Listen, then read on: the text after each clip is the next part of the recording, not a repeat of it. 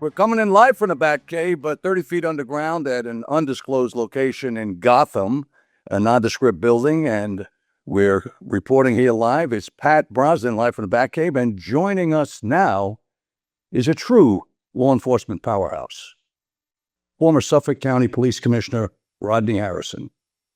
He rose through the ranks of the NYPD from a cadet in 1991 all the way to the tippity top, to the department's highest uniform position.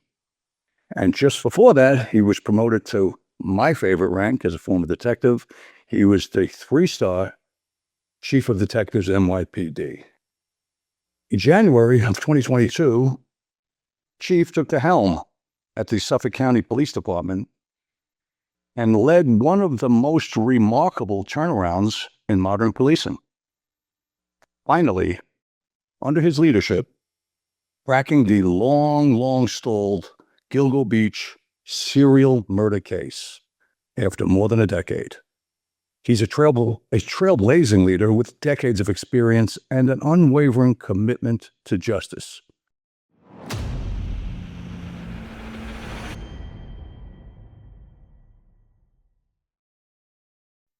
Please welcome Rodney Harrison. So, an absolute pleasure.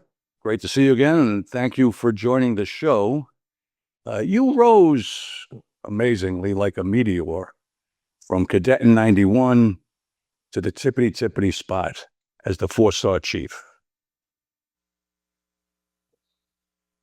How did those top roles prepare you to take command of a scandal-plagued Suffolk County Police Department?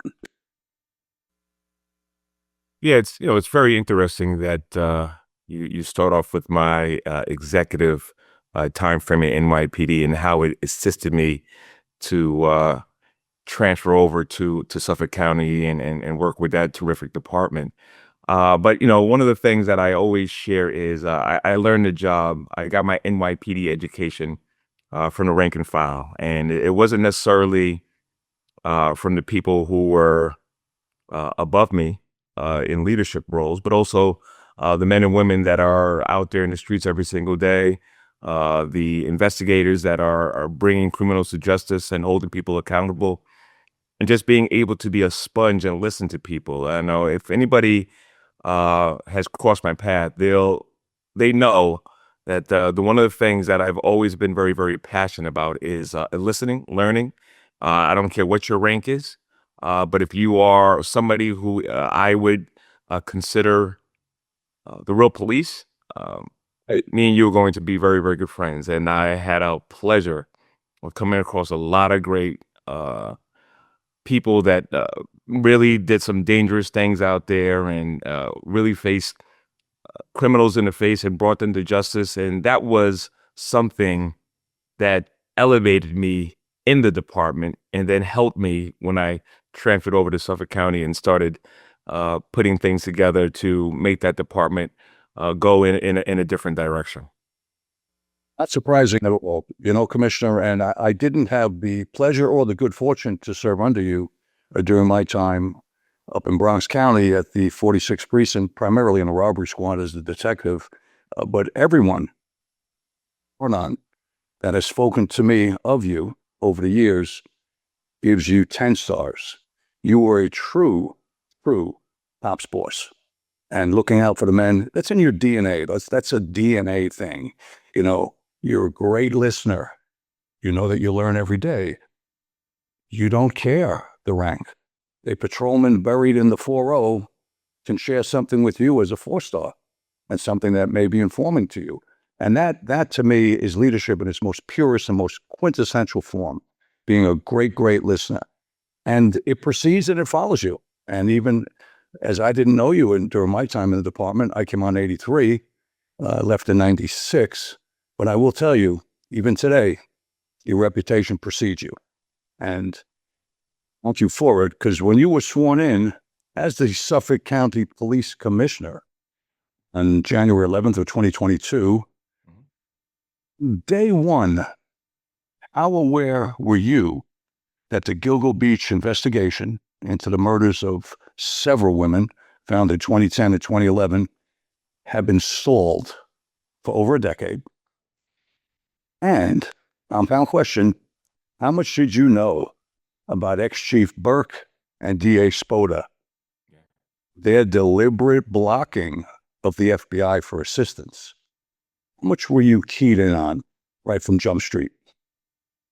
Yeah, so this is going to be like a little bit of a long response, so just bear with me. But Oh, no, please. I've been waiting. Please. We can take the whole show on this one. No, Just the I got crux it, I of got this case. I got Please, it. get out, man.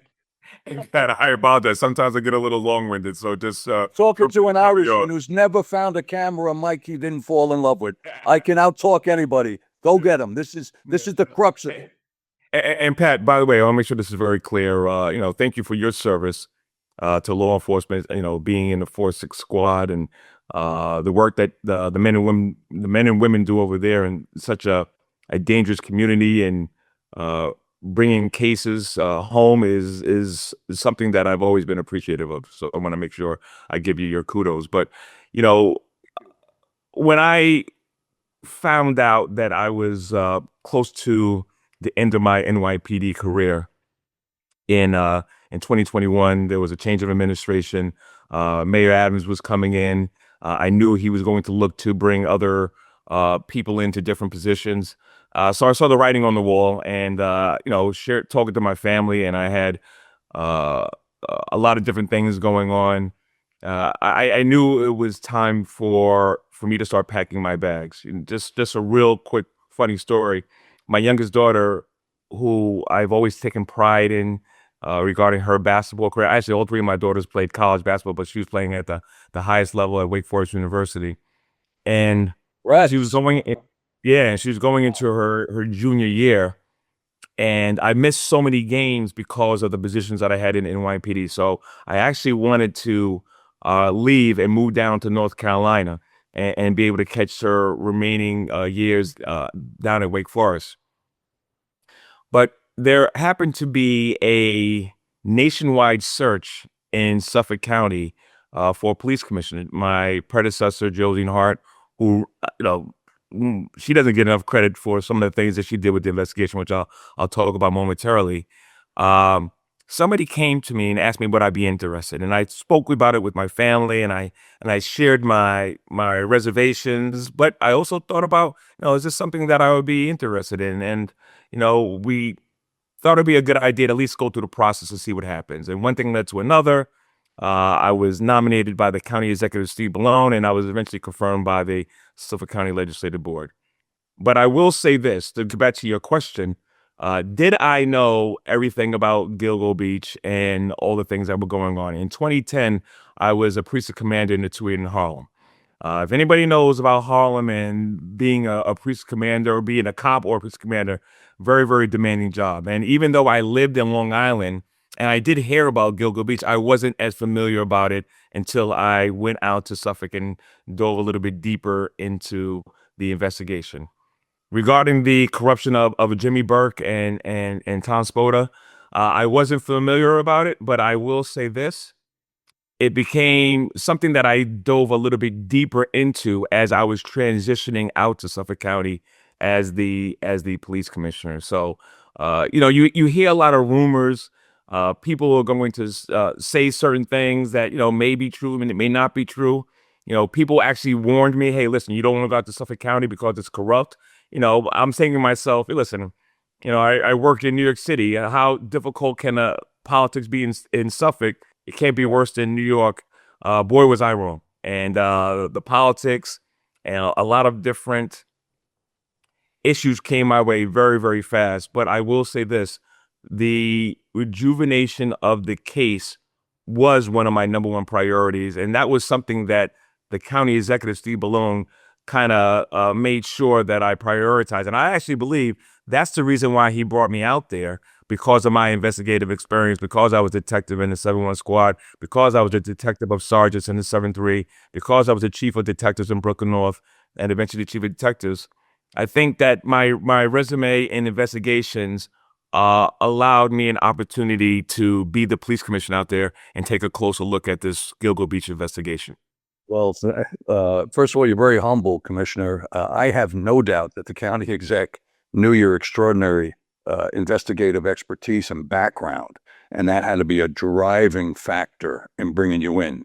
There is little question in my mind, coming out of the 7-1 squad and then a boss and chief of D in Brooklyn. So we're coming up hard against the break, folks. Stay tuned. Stay tuned. I got the former police commissioner and former chief of department in the NYPD and the Suffolk County, respectively.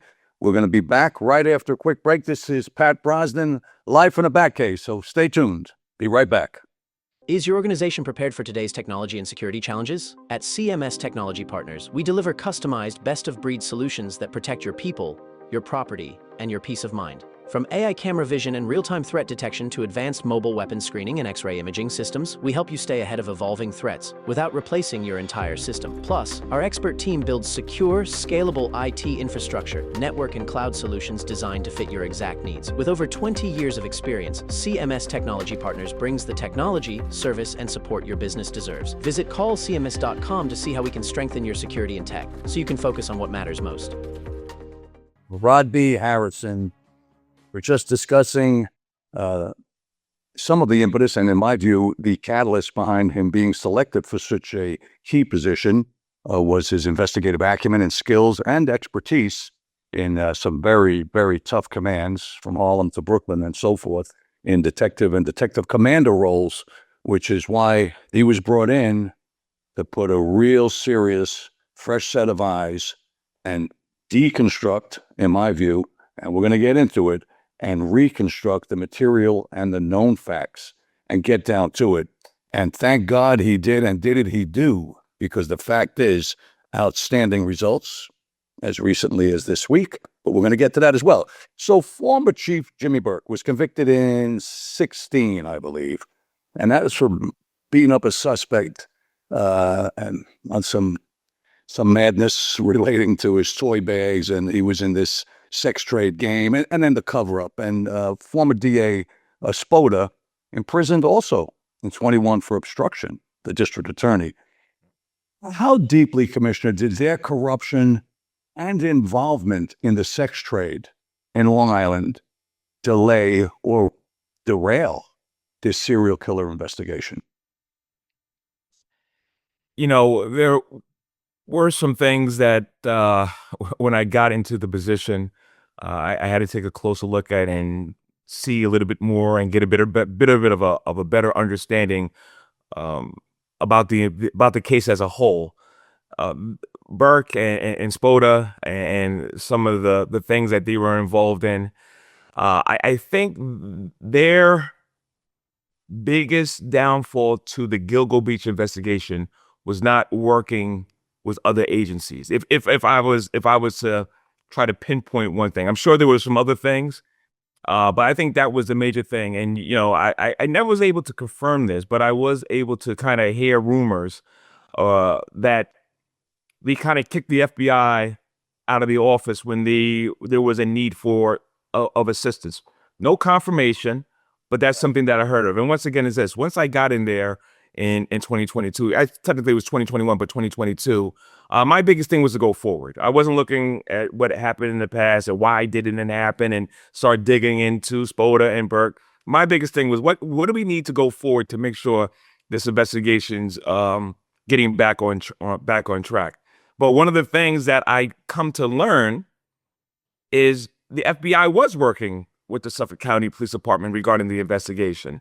And then when I was creating a task force and I reached out to the FBI, they actually declined to come and work with us. And it was actually like, I actually laughed at the agents, at the SACS agent on the phone. He was like, I said, listen, we're starting a task force.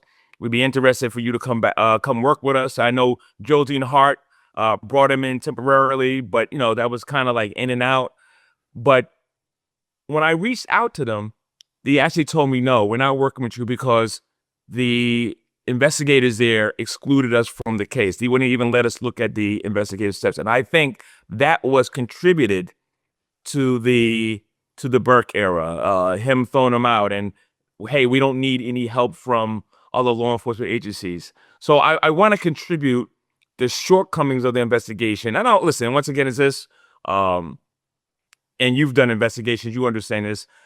Do investigations sometimes get derailed and you have to prioritize the ones that are kind of The most current, yes, that happens. That's happened to me. Do cold cases sometimes take a long time for more information or evidence to come forward?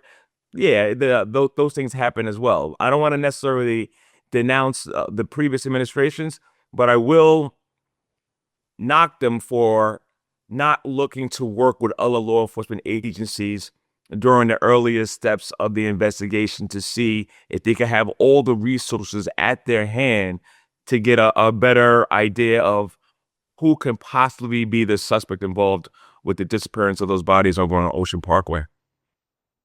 Well, it was very wise, as it turns out, very pragmatic on your side, Commissioner, to focus unilaterally on solving the case. But I have to say, as a detective myself for many years, both in government service with the NYPD, then privately for an additional 29 years at my company, the very significant investigative side of the house, the detectives under Burke and Spoda, when you came in, they had to be very disillusioned when they saw their leadership go off to prison. I mean, what was your strategy as a senior leader with tremendous acumen and skills coming out of the NYPD at very high level? What was your strategy to incentivize and to empower these detectives to reopen, get to it, and crack this 12-year-old case? How'd you go at them? You know, Pat, that's a very good question, and I don't know if I'm allowed to use curse words here, but I had no allegiance going into Suffolk County, and that could actually be a negative. Like I didn't know anybody in Suffolk, I didn't have any allegiances, so I kind of came in kind of like an asshole. Like I really came in like the position of being the chief of department of the NYPD and running ComStat and doing inquisitions towards the investigators and putting their foot to the fire.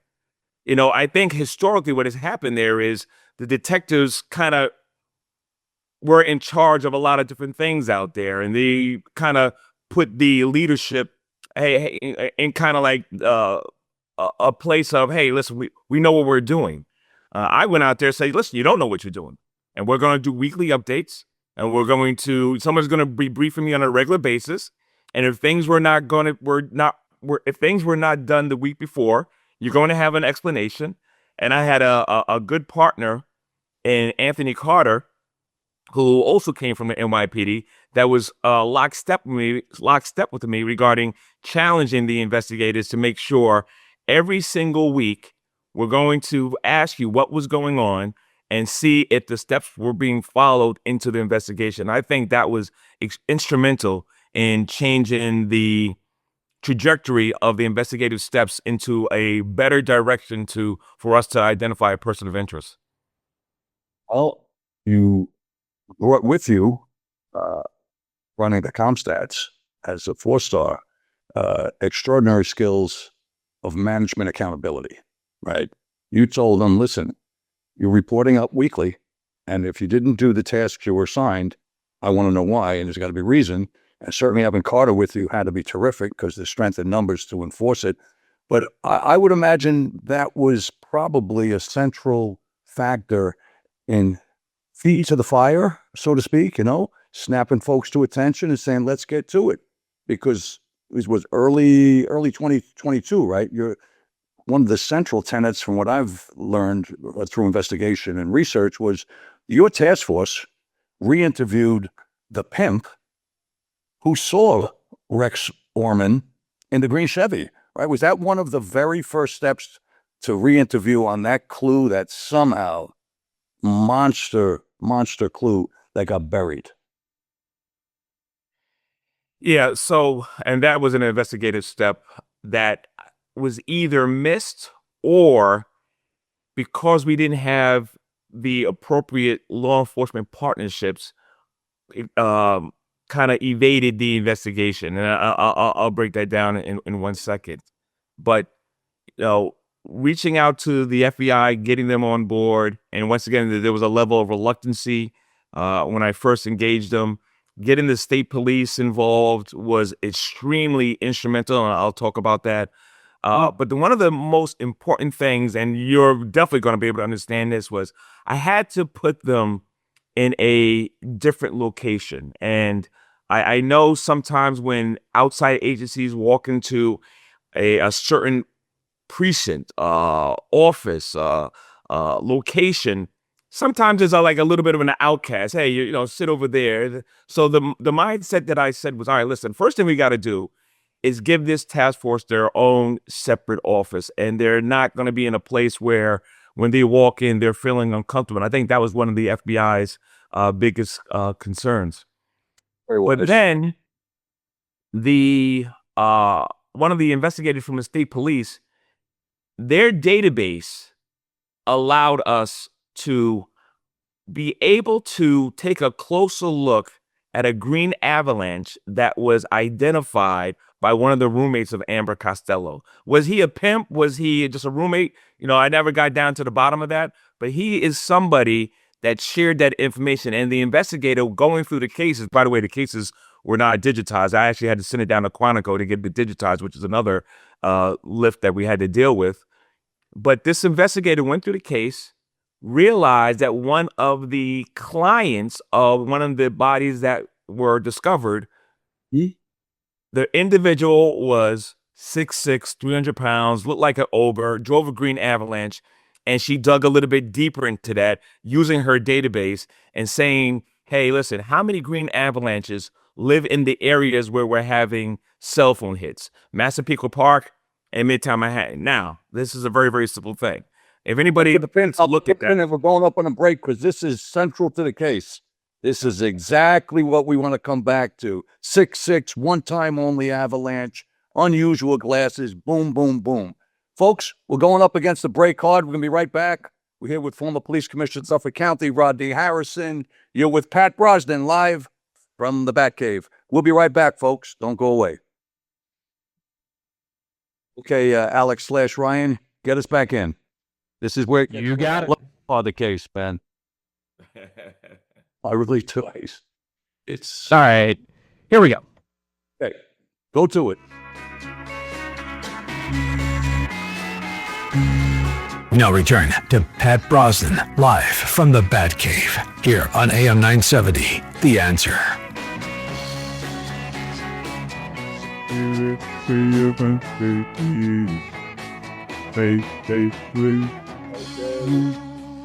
Okay, folks, we're back. It's Pat Brosnan live from the Batcave.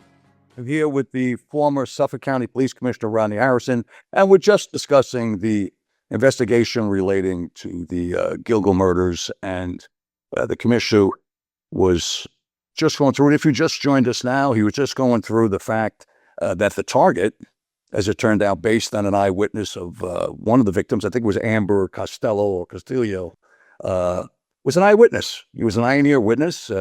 Guy was roughly 6'6", drove a one-time only avalanche truck, 1 year only rather, wore very unusual glasses, and the phone was pinging in a very specific area. But I want the commissioner to take us through it, because this to me, Commissioner, is how great investigative work coalesces. You take the disparate pieces and you assemble them slowly, and like magic, out comes the facts that support all the little crumbs that were kind of being assembled. So, love it. Take me through. This is one of my favorite parts. And by the way, I checked at the time how many people are 6'6". I just had to check, I Googled it.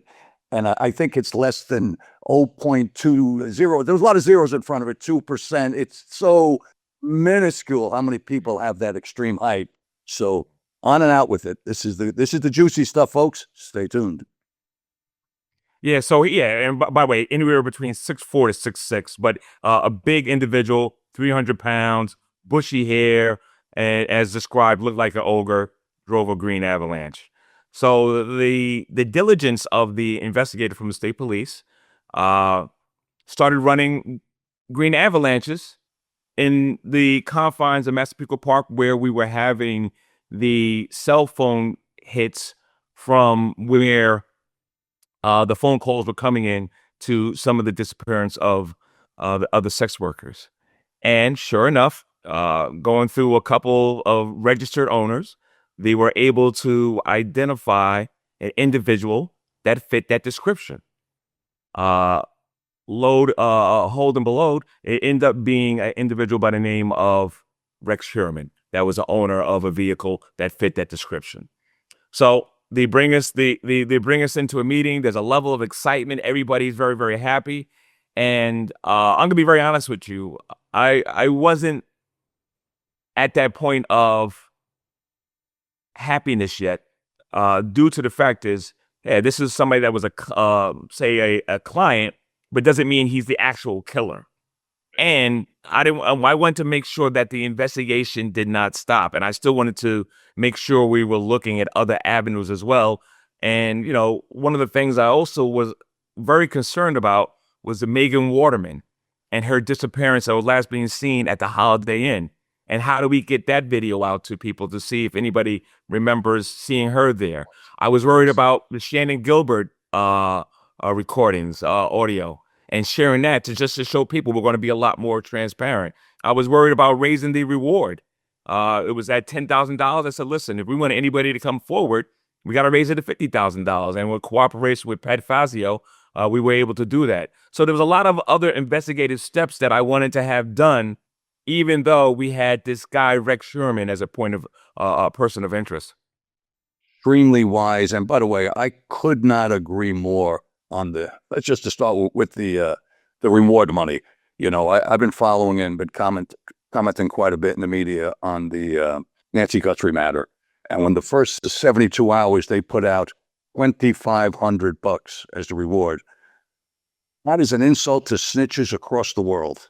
You've got to be kidding. Who is ever going to jump on that with the probability of getting their throat slit at some future date when it's discovered?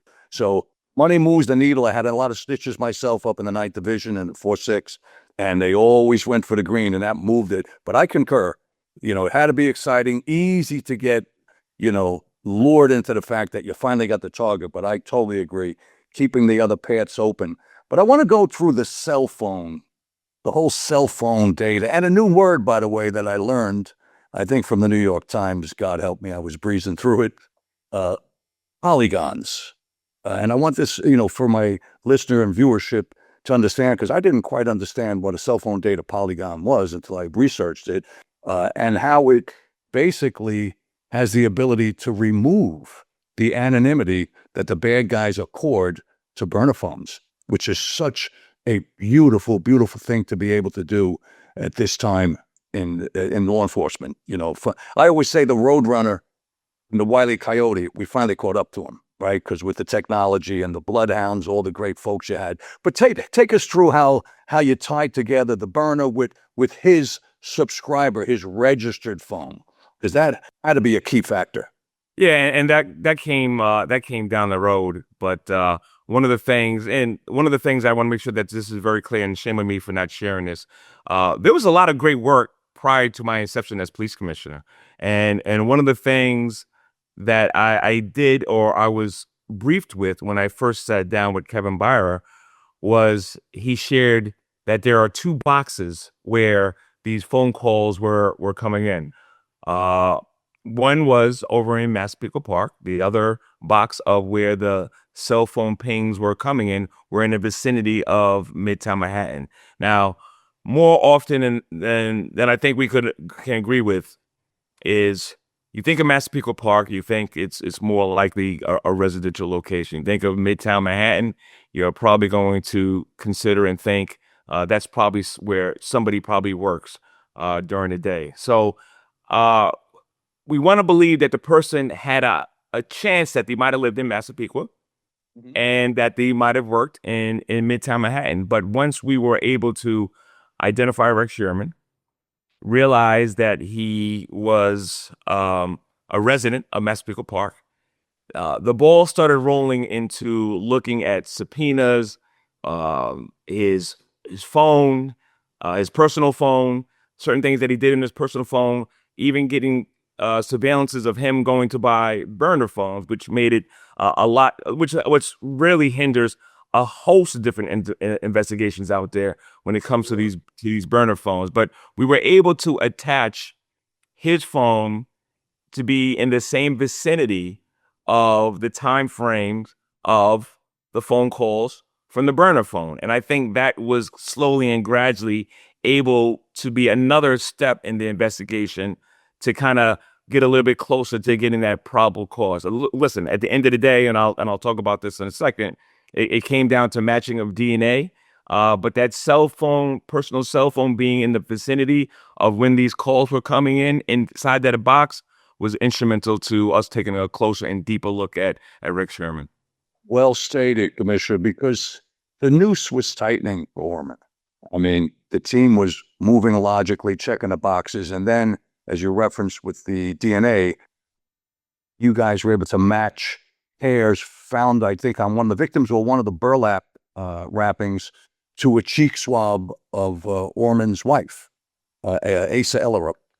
How pivotal was that forensic link? That seems like that was the hammer slamming down. Yeah, and that was kind of like down the road of the investigation. We were able to take some of the garbage that was left on the curbside, recover some of the evidence that was inside those garbage bags, and attach some of the DNA from certain items to some of the hair follicles that were recovered off of some of the Gilgo 4. And that kind of got us going even stronger into a situation where we said to ourselves, okay, how much longer are we going to be collecting the garbage? And do we put a deep dive surveillance into Rex Sherman with the mindset of possibly recovering his own DNA and attaching it to some of the hair follicles that was recovered off the burlap and other body parts of the Gilgo 4? Excellent incrementally. So once you authorized a concentrated surveillance on Rex Orman, tell us what that led to, because to me it's supremely ironic. I believe it was a discarded pizza crust in somewhere in Midtown, thrown into a garbage can, and that was the nail in the coffin, correct? Well, I don't want to call it the nail in the coffin, but it definitely was something that put us in a place where we could go forward and get probable cause. But I'll finish the rest of the story when we come back. Okay, excellent. So, folks, stay tuned. With the former police commissioner, Rodney Harrison from Suffolk County, we're live from the Batcave, and we're going through the extraordinary investigative steps that led eventually to identifying, indicting, now convicting Rex Orman for a series of horrific serial murders out in Long Island. So stay tuned, and we'll be right back. When the storm hits or when your trees need serious care, you call O'Sullivan Tree Care. O'Sullivan Tree Care is a fully licensed and insured family-owned company, proudly serving Rockland County, Westchester County, and New Jersey. Their experienced team handles it all: tree removals, precision pruning, stump grinding, crane work, and emergency storm cleanup. Fast, safe, and professional. When severe weather strikes, O'Sullivan Tree Care responds when it matters most, clearing dangerous trees, restoring access, and protecting homes and properties. They also supply high-quality mulch and screen topsoil available for pickup or delivery. You call, they haul. What sets O'Sullivan Tree Care apart is reliability under pressure. When others step back, their crew steps forward. Experienced, equipped, and ready to work in the toughest conditions. So whether you're dealing with storm damage, downed trees, or routine property maintenance, make the call to the team you can trust. O'Sullivan Tree Care, 845-359-8733. That's 845-359-8733. O'Sullivan Tree Care, where quality meets reliability and the job gets done right. Okay, folks, we're back. It's Pat Brosnan live from the Batcave. If you just joined us, I'm here with former Suffolk County Police Commissioner Rodney Harrison, and we're discussing the extraordinarily successful investigation of Rex Orman as it relates to multiple murders known as the Gilgo Beach Murders out on eastern Long Island. Commissioner, as a former detective, never mind royalty as the chief of detective, but a squad guy like I was. That's right. How excited were you getting as this thing was coming together? You know, was starting to coalesce, and you could see that you had your man. Tell me how exciting that was to you and to the men and women. It wasn't necessarily excitement for me per se. It was more of a level of excitement for the family members that have not received the answers regarding the disappearance of their family members for a very, very long time. So, listen, I've been in this line of work for a while and holding people accountable and bringing some type of comfort and justice is something that I've done for 30 years. And I've seen people break down on my shoulders and in my arms once we let them know that the person that took the loved one has been held accountable. And the excitement was good, but it was more geared towards how the family's going to feel when we tell them the big day that the person that has committed these heinous acts are now behind bars. But to get back to some of the concerns, there were hiccups or bumps, I should say even better, bumps in the road regarding the leadership inside the task force, because we were very, very concerned about the surveillance, how we're going to follow them, who should do it. Is this something that's going to get out to the media? And listen, the last thing we want is the media get a hold of that we're following somebody, and then Rex Sherman now is in the wind. So there was a lot of concerns, a lot of issues regarding what should we do going forward now that it's a very close chance that this individual from Massapequa Park, father of two, a husband, you say an architect, a building instructor, is this information going to get out? So we had to keep our surveillance tight, our information even tighter, and we got the right individuals to follow him in Midtown Manhattan. He went in and got some pizza, and as soon as that pizza box went into the garbage can, the officers collected it, brought it back, and off to the lab to see if there was a match. And lo and behold, it came back as a hit. And there was a sense of great work and pride that I felt, but yet at the same time, I want to make sure that I shared my happiness and pleasure with the men and women assigned to the task force that really did the lion's share of the work. Absolutely spectacular. Absolutely. Great job. I mean, how remarkable, though, was that when, boom, you got the DNA connect, right? Got the equivalent of a home run. The convergence, finally, of all the incremental steps over those months. And I'm guessing it was, if I read correctly, about 17 or 18 months running hard on this case under your leadership. Yeah. It's funny you say that, Pat, because when we had to send the DNA that was collected off the pizza crust, we sent it to a location in Pennsylvania, and they dealt with nuclear DNA because the hair was degraded because of the period of time. And every day I would come in, I'm like, all right, any results from the DNA? Any results from the DNA? Any results from DNA? And every single day, I was getting nothing as of yet. Nothing as of yet. And the first thing I'm saying to myself is, did he know what case this is? Did they understand the priority of the case? And it really took a couple of weeks. I don't remember how many weeks, but it took a couple of weeks. And I started getting frustrated. And I inquired from the investigators that dropped off the DNA.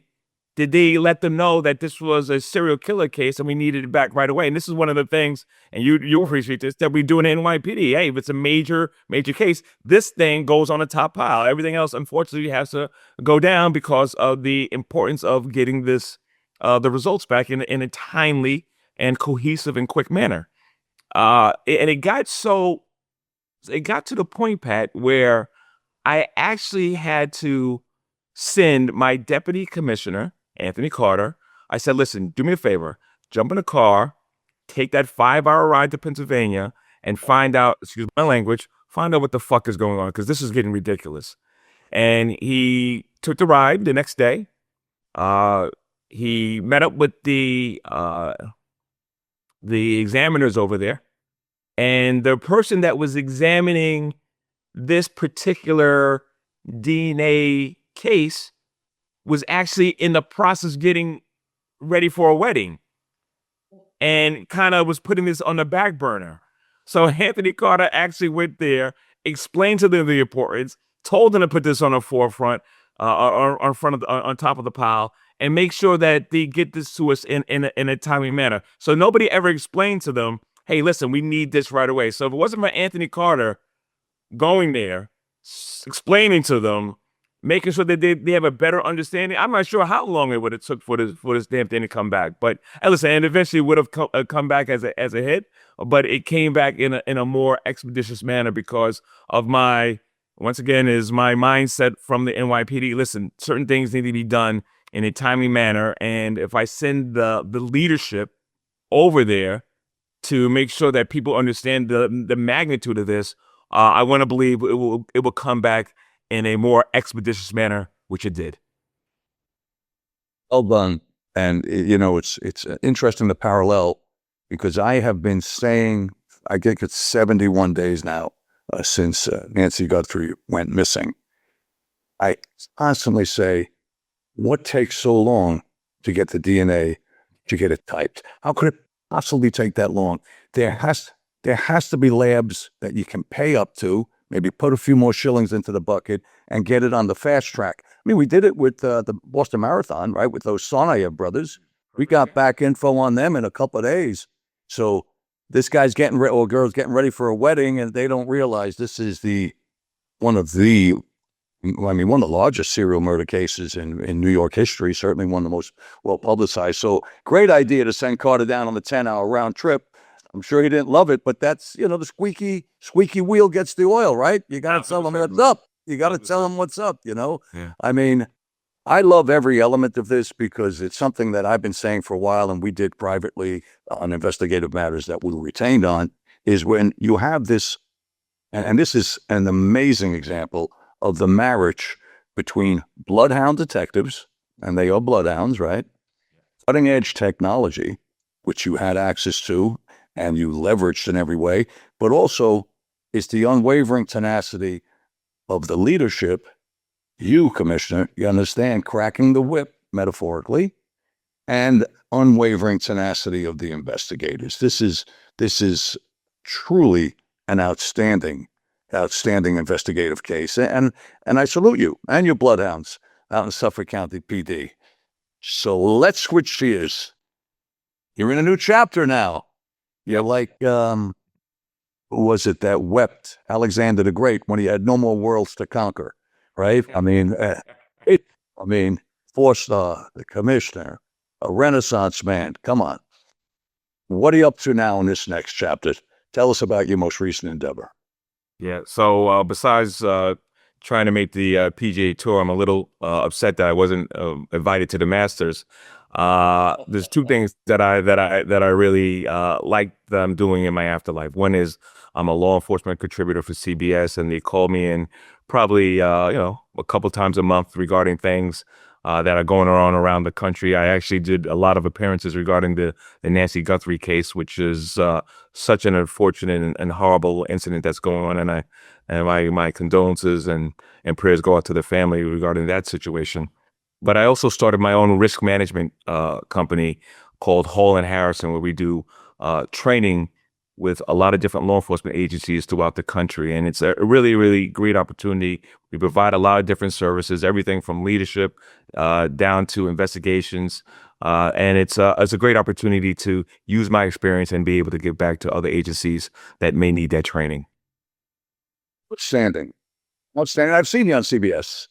Yeah, you're not just very articulate and informed, but you're a handsome devil to boot. So, Very nice. well done. And seriously, all the best of luck at Hall and Harris Solutions. Amazing. You're still going at it, full steam ahead. I was in the risk mitigation business, still am. So I can appreciate it. And at the training side, we weren't as heavily into. But I do wish you extraordinary luck in it. And I have no doubt, if your history's any indicator, that you will excel at this as well. So, Commissioner. Thank you. Thank you. I salute you. Great job. Amazing career. All the best all around. Thank you. Thank you for joining us on the Batcave today. Pat Brosnan live for the Batcave. We're signing off, folks, with the former Suffolk County Police Commissioner, former Chief of Department. That's the 4 stars at the tippity top of almost 32,000 for you folks who may not recollect. And closest to my heart as a detective, the top spot, the Chief of D. I bear no introduction. Thank you, Commissioner. Have a great one. Thank you. I appreciate you, brother. Thank you. Well, me as well. Thank you. Thank you, folks. Signing out from the Batcave. In today's world, risk doesn't announce itself. It hides in plain sight. That's where Brosnan Consulting Services comes in. Founded by industry veteran Patrick J. Brosnan, we provide risk advisory and protective intelligence solutions for individuals, corporations, and institutions that can't afford uncertainty. From due diligence and investigative consulting to strategic intelligence and protection planning, we help you see threats before they become problems. When experience matters and discretion is essential, trust Brosnan Consulting Services. Visit brosnaninvestigative.com to learn more.